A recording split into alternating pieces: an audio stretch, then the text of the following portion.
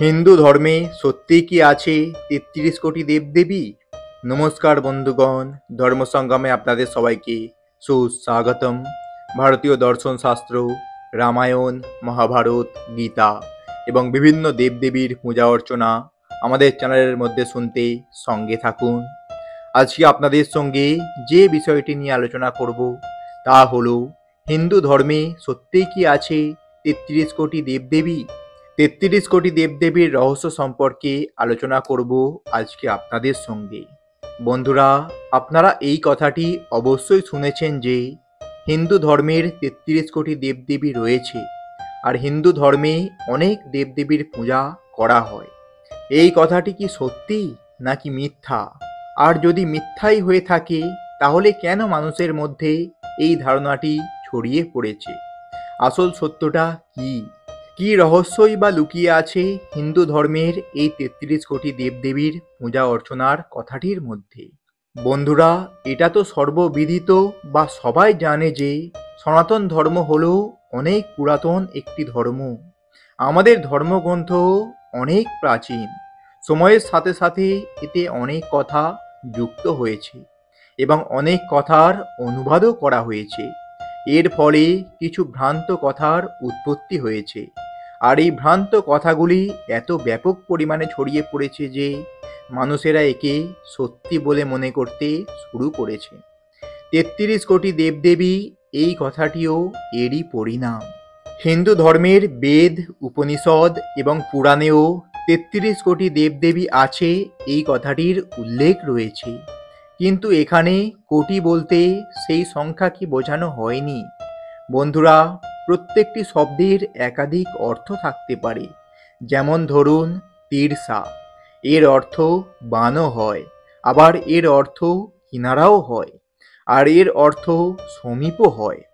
এই ধরনের আরও অনেক শব্দ রয়েছে যেগুলির বহু অর্থ এসে দাঁড়ায়। ঠিক সেই রকমই ৩৩ কোটি বলতে সেই সংখ্যাকে বোঝানো হয়নি। এখানে কোটি শব্দের দুটি অর্থ রয়েছে।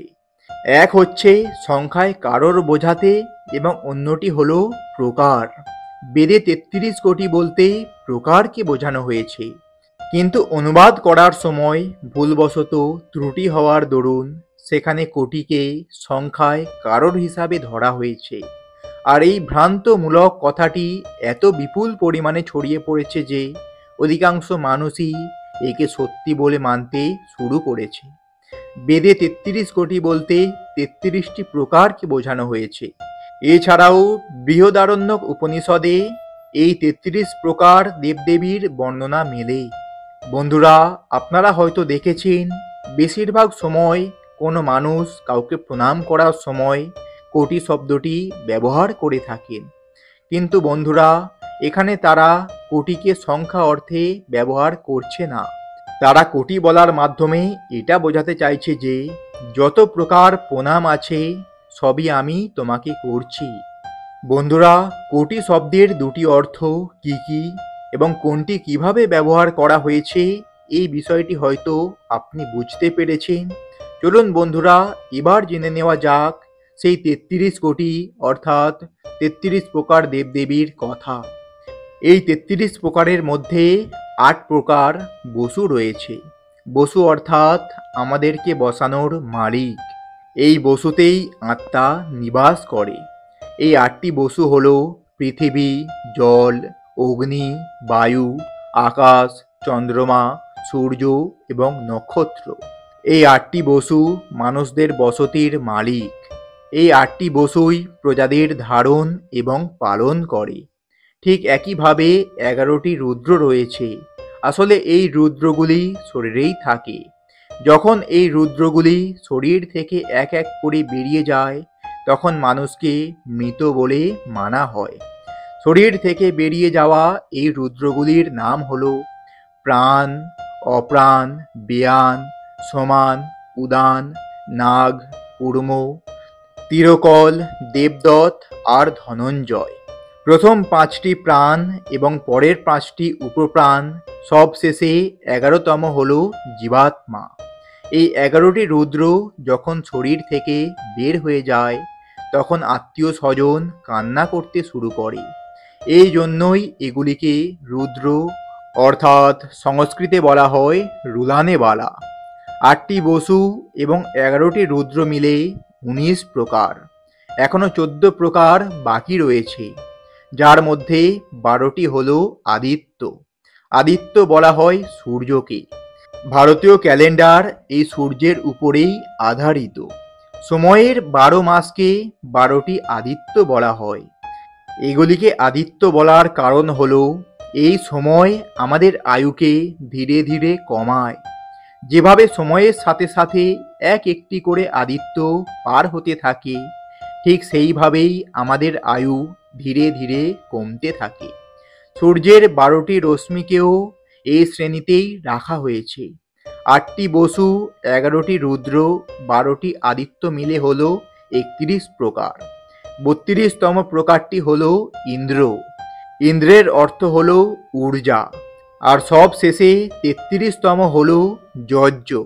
যজ্ঞ অর্থাৎ প্রজাপতি, যা বায়ু, দৃষ্টি, জল, শিল্পশাস্ত্র, ঔষধি এই কয়েকটি ভাগে বিভক্ত। এই 33 কোটি দেবদেবী অর্থাৎ 33 প্রকার হল অবয়ব। এগুলিকে দেব বলা হয়েছে। দেবের অর্থ হল দিব্য গুণের অধিকারী। আমাদেরকে ঈশ্বর যে প্রকার ও ভাবের মাধ্যমে এই 33 কোটি অবয়ব দিয়েছে, যেগুলিকে একই প্রকারভাবে শুদ্ধ, নির্মল ও পবিত্র করে রাখা আমাদের প্রত্যেকের কর্তব্য। উচ্চকক্ষের 33 কোটি বা প্রকারের দেবতাই পুরো পৃথিবীর সঞ্চালনা করে। যদি এর মধ্যে একটিও কম হয়, তাহলে এই সঞ্চালন প্রক্রিয়া অব্যাহত হতে পারে। এই 33 কোটি দেবদেবীকে চেতনার দ্বারাও বোঝা সম্ভব, অর্থাৎ যে ব্যক্তি নিজের চেতনা জাগ্রত করতে পারবে, সে এগুলিকে বুঝতেই সক্ষম হবে। বন্ধুরা, এই পৃথিবীতে জীবের প্রজাতির সংখ্যায় 84 লক্ষ বলা হয়েছে। 33 কোটি দেবদেবী কি করে সম্ভব আপনি নিজেই একবার ভেবে দেখুন। হিন্দু ধর্মে যে কোনো উপাসকই নিজের রুচি অনুযায়ী দেবতা বেছে নিতে পারবে। তথাপি শাস্ত্রেও এই বিষয়টি সম্পর্কে উল্লেখ করা হয়েছে যে নিজের কার্য অনুযায়ী দেবতা বেছে নিয়ে তার উপাসনা করা যায়। তো বন্ধুরা, আশা করি আপনারা বুঝতে সক্ষম হয়েছেন যে হিন্দু ধর্মে 33 প্রকারের দেবতা রয়েছে, 33 কোটি বা কারোর নয়। তো বন্ধুরা, আশা করি আমাদের এই ভিডিওটি আপনাদের ভালো লেগেছে। ভালো লাগলে অবশ্যই আপনজনের উদ্দেশ্যে এটি শেয়ার করবেন। ভালো থাকুন, সুস্থ থাকুন। ধন্যবাদ। ঈশ্বর আপনাদের মঙ্গল করুক।